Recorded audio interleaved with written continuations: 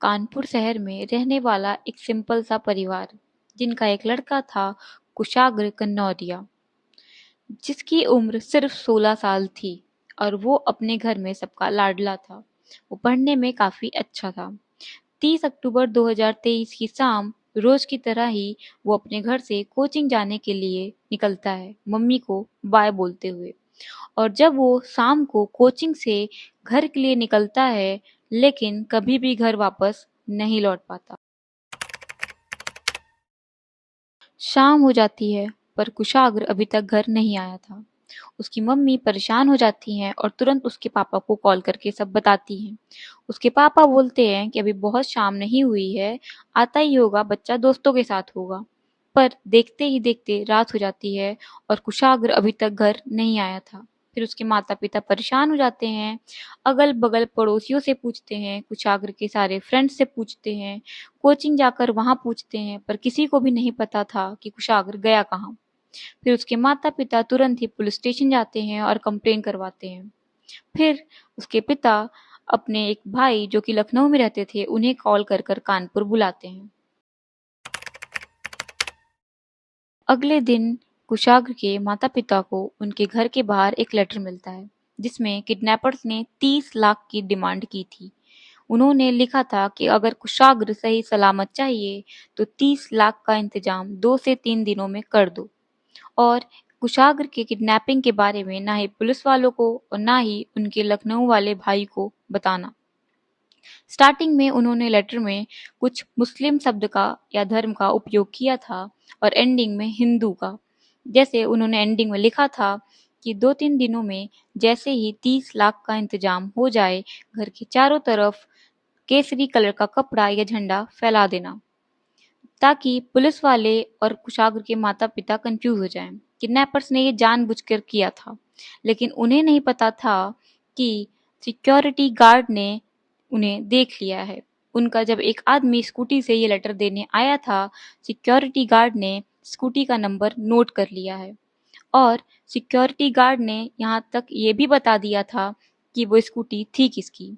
इस केस में security guard ने एक बहुत ही अहम भूमिका निभाई थी मुजरिमों को पकड़वाने में।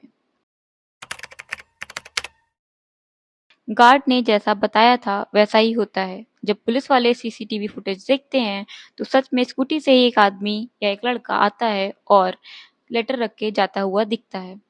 फिर गार्ड ने पुलिस वालों को बताया कि वो स्कूटी किसी और की नहीं बल्कि एक रुचिता नाम की लड़की की है, जो कुशाग्र को 2 साल पहले ट्यूशन देती थी। यहाँ तक कुशाग्र के घर में कुशाग्र के किडनैपिंग के कुछ दिन पहले ही एक पार्टी थी, जिसमें रुचिता और उसका बॉयफ्रेंड भी आए थे। कुशाग्र के घर वाले रुचिता को अपनी बेटी की तरह मानते थे। किसी को भी नहीं पता था कि रुचिता ऐसा कुछ कर सकती है।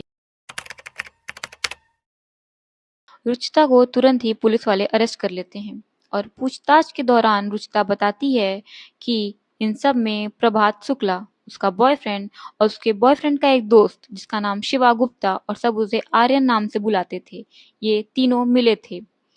ये सारी प्लानिंग प्रभात शुक्ला की थी। जब कुछ दिन पहले वो कुशाग्र के घर पार्टी में गया था, तो उसने देखा कि कुशाग्र के घर वालों के पास काफी पैसा है, तो उसने ये सारा प्लान बनाया।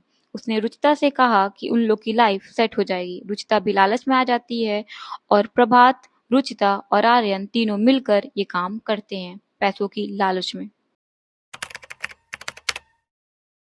पुलिस वालों ने फिर प्रभात और आर्यन को भी अरेस्ट कर लिया। फिर रुचिता, प्रभात और आर्यन तीनों अपना रोल बताते हैं। रुचिता जानती थी कि कुशाग्र किस कोचिंग में जाता है। वो इन लोगों की हेल्प करती है कुशाग्र के बारे में सब कुछ बताने में।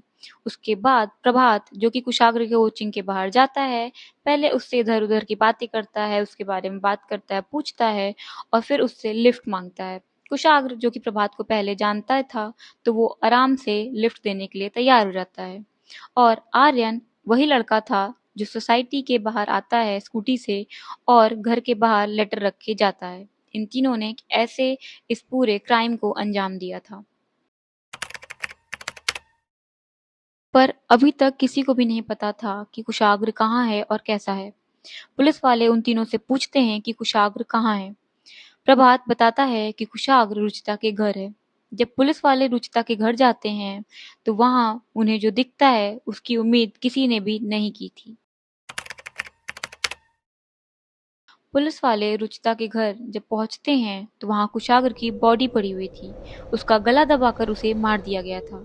कुशाग्र की बॉडी देखकर कुशाग्र के घर वालों की हालत बहुत खराब हो जाती है।